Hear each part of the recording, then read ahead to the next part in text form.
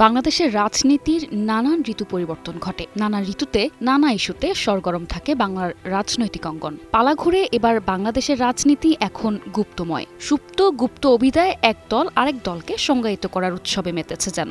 এদিকে নেটিজেনরা এটা নিয়ে ট্রোল করতেও ছাড়ছেন না রাজনীতিবিদদের। অনেকে বলছেন বাংলাদেশে একসময় গুপ্তদের শাসন ছিল, অর্থাৎ গুপ্ত সাম্রাজ্যের প্রতি ইঙ্গিত দিচ্ছেন তারা। তবে আধুনিক বাংলাদেশের রাজনীতির ইতিহাসে জামায়াতে ইসলামীর ভাতৃপ্রতিম সংগঠন ইসলামী ছাত্র শিবিরকে ঘিরে তাদেরকে একসময় রাজপথের সহযোদ্ধা ছাত্রদলের কর্মীরা এই বিশেষণ ব্যবহার করতে দেখা যাচ্ছে। যদিও বাংলাদেশের রাজনীতিতে গুপ্ত শব্দটি এখন বিতর্কের কেন্দ্র, কিন্তু বিশ্বের ইতিহাস ঘাটলে দেখা যায় গুপ্ত সংগঠন কোনো নতুন ঘটনা নয়। সাম্রাজ্য থেকে শুরু করে আধুনিক রাষ্ট্র পর্যন্ত এই গুপ্ত বা গোপন শক্তি সবসময়ই ইতিহাসের মোড় ঘুরিয়ে দিয়েছে, ক্ষমতাকে নিয়ন্ত্রণ করেছে নীরবে।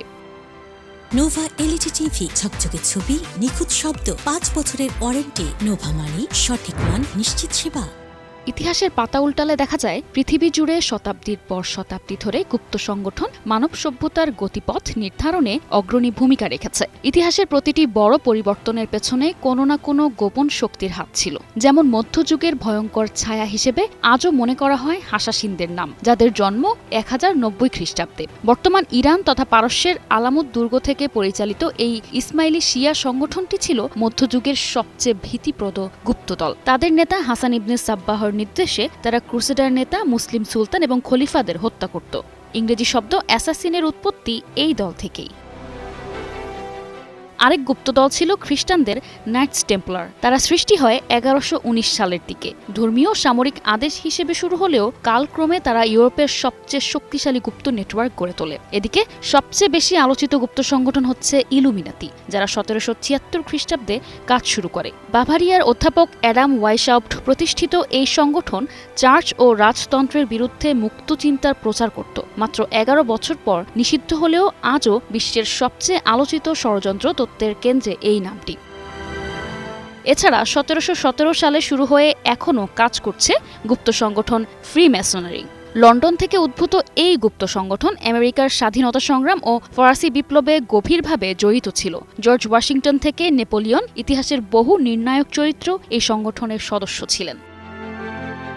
এছাড়া ইউরোপের গুপ্ত শক্তি থুলে সোসাইটি সৃষ্টি হয় প্রথম বিশ্বযুদ্ধের সময়।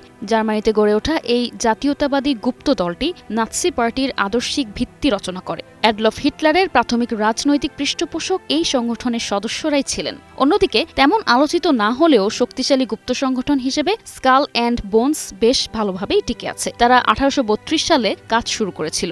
ইয়েল বিশ্ববিদ্যালয়ের এই অভিজাত গুপ্ত সংঘের সদস্যরা এখনও মার্কিন রাজনীতি ও ব্যবসায়ের শীর্ষে আসীন। 2 বুশ প্রেসিডেন্ট ও জন কেরি এই সংগঠনের সদস্য ছিলেন। ইতিহাস বলছে গুপ্ত তকমাটি প্রায় বিরোধী মত দমনে চাপিয়ে দেয়া হয়। ক্ষমতাকে চ্যালেঞ্জকারী যে কোনো সংগঠনকে রহস্যজনক ও ভয়ঙ্কর প্রমাণ করতে এটি বেশ জনপ্রিয় তকমা। বাংলাদেশের বর্তমান রাজনৈতিক বিতর্কও সেই পুরনো ধারাবাহিকতারই অংশ বলে মনে করা হয়। News desk, 21 television.